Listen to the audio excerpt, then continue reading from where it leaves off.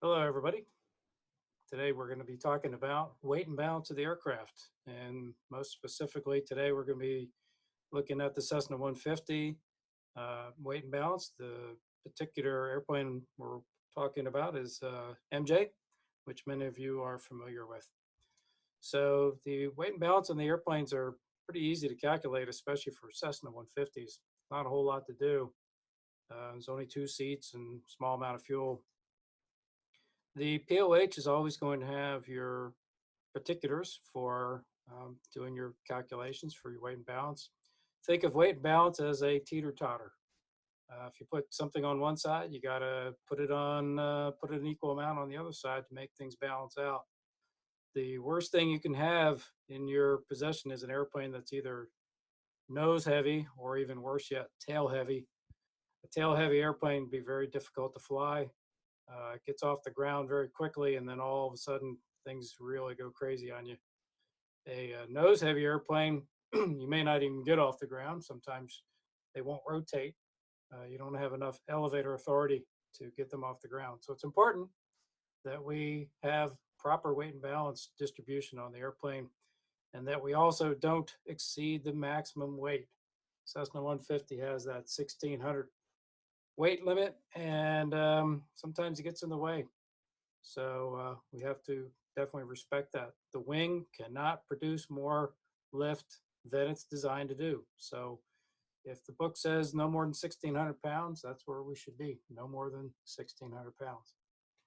All right, so the POH has our information in it about our weight and balance. Most specifically, it's in section 6 in the MJs and in almost all airplanes, section 6. The weight and balance, I'm going to just scoot forward. If we have to weigh the airplane, there's certain procedures. That's for maintenance people.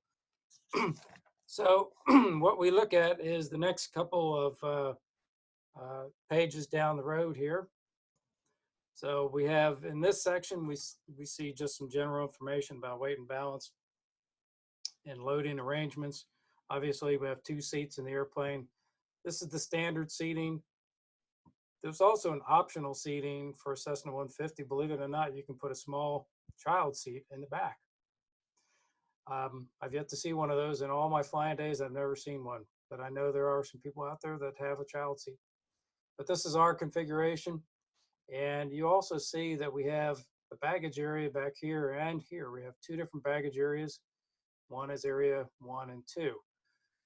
You'll know the difference because right across the baggage area, there will be a seam in the metal. And so this has a little bit of a tilt up to it, and this one is rather flat. So anything that's in area 1, we have to account for, and anything in area 2, we have to account for. You can also see it here. See the little ramp or a little bit incline right there. All right. So the maximum amount of weight we can put in area 1 is 120 pounds. Area 2 can only handle 40 pounds. And that's mostly because of the structure underneath.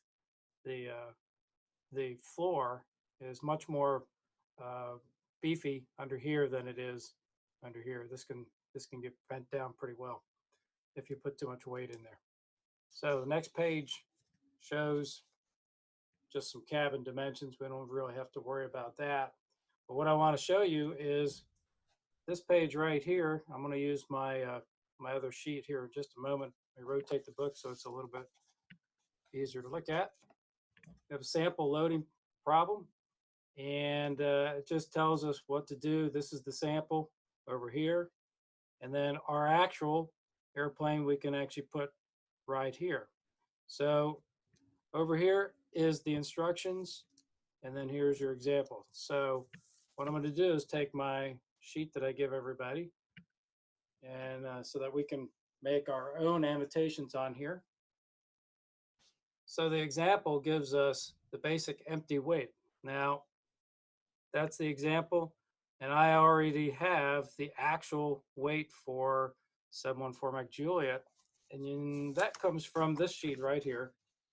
This is an updated, blurry, this is an updated sheet that was done a couple of years ago, or back a year ago when we did the avionics upgrades, put in all the Garmins and everything, and the maintenance people calculated that we went from 1,119 pounds, 0.2, and because of the new avionics and all the new stuff in there, we went to 1,122 pounds.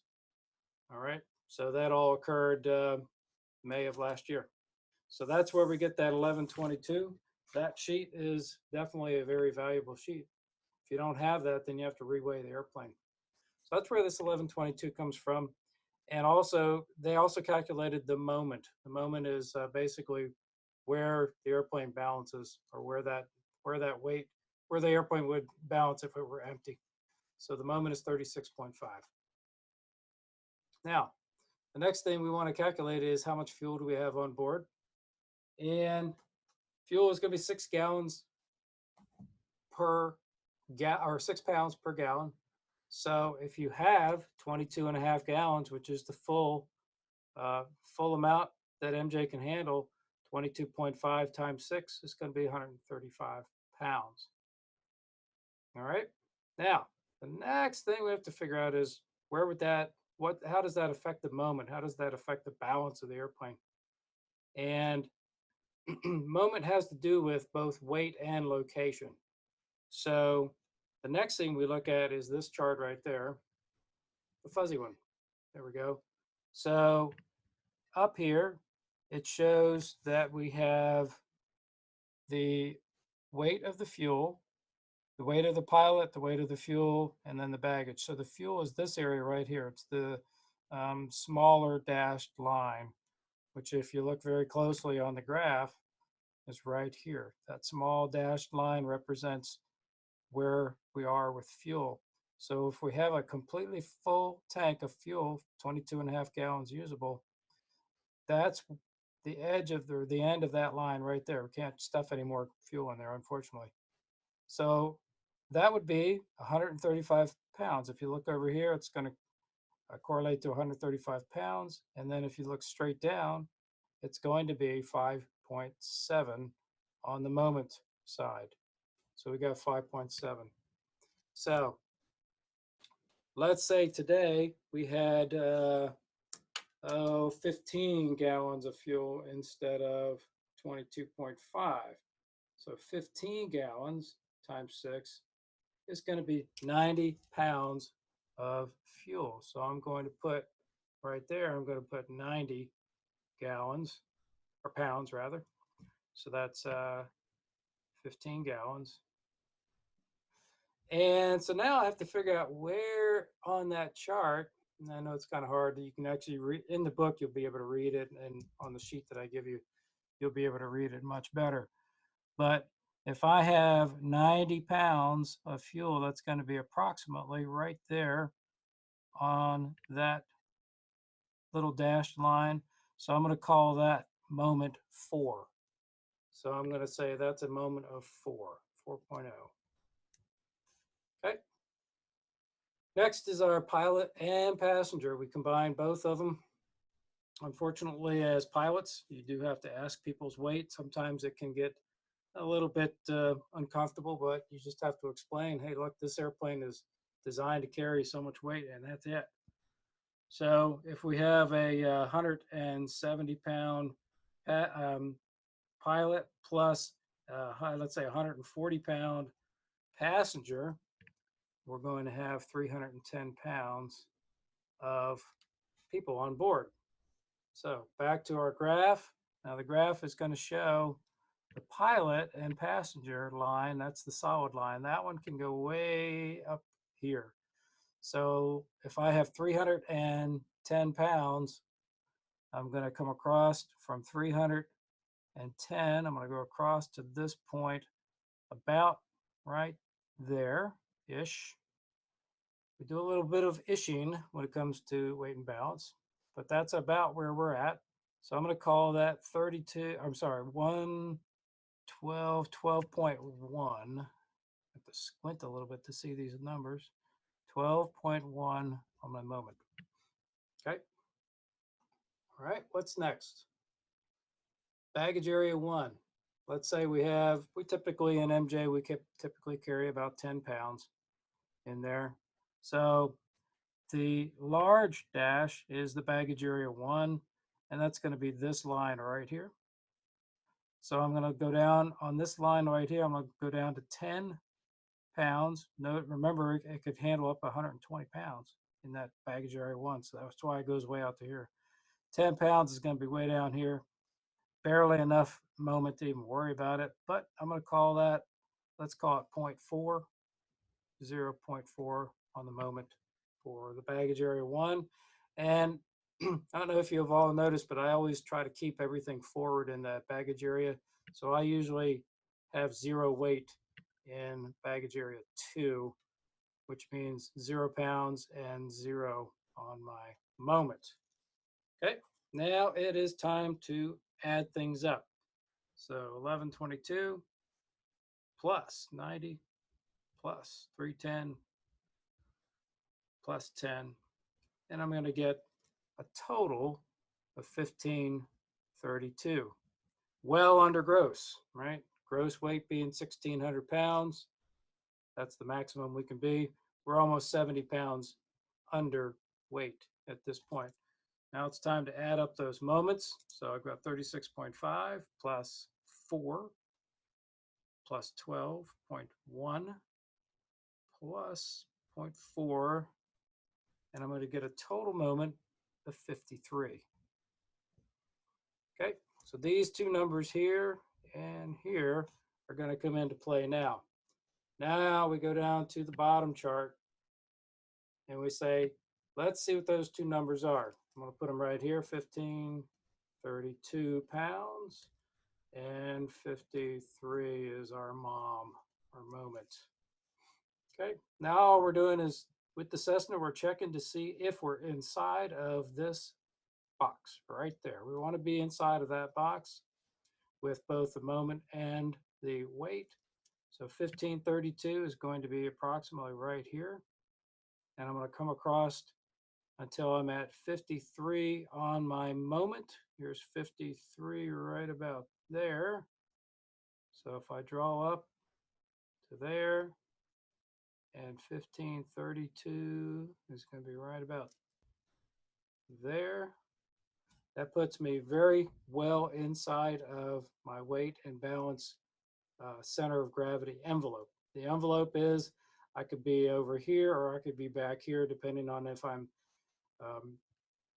nose heavy or tail heavy. If I'm on the line, I'm going to be going, well, wait a minute, maybe I should repack something, maybe I should lose some fuel. But if I'm right in the middle like this, I have no worries. The airplane's going to perform well. It's going to lift the weight that I'm asking it to, and it is going to not be tail heavy or nose heavy. Again, you don't want to be tail heavy or nose heavy. That's not going to make a very good, successful flight. So every flight that you fly, you are supposed to have a weight and balance calculation on board with you. It can be just a simple sheet. It can be, hey, I've done this before with this person on board, so I know I'm within my my specifications. If it's a new aircraft, obviously you definitely want to do your weight and balance before you fly. Make sure that you know exactly how much fuel's on board. That's why we stick the tank or look at the JPI. We see how much fuel's on board. One other note, and that is the Cessna, the fuel tanks are right at the center of gravity point. So as we draw fuel out of the fuel tank, it does not change our weight and balance. All it does is it moves us down in this manner, like down here. Let's say we lost 50 or 60 pounds, or in this case, more than that, 100 pounds of fuel. It's going to move us in this linear fashion right down along the CG, or the center of gravity. But there are other airplanes out there that could bite you. One in particular is a Bonanza. The Bonanza is notorious for burning off fuel and becoming much more tail heavy as it does so. So if you're already on the backside or the tail heavy side in a Bonanza, and then you do a 2 or 3 hour flight in it, you're going to have a somewhat sickly airplane when you land. It's going to want to be porpoising quite a bit on landing, so you really have to watch out. Bonanzas, Barons, pretty much any of the beach products, they're all like that. They keep the fuel in front of the center of gravity for whatever reason they did that. So if you have any further questions about weight and balance, please be sure to ask. Always, always, always, you are required to have a weight and balance. When I fly with you, I've already done a weight and balance in my head. That's why I have to always ask you, how much do you weigh? And what kind of breakfast did you have this morning? Okay, have a good day. That's your ground lesson for today.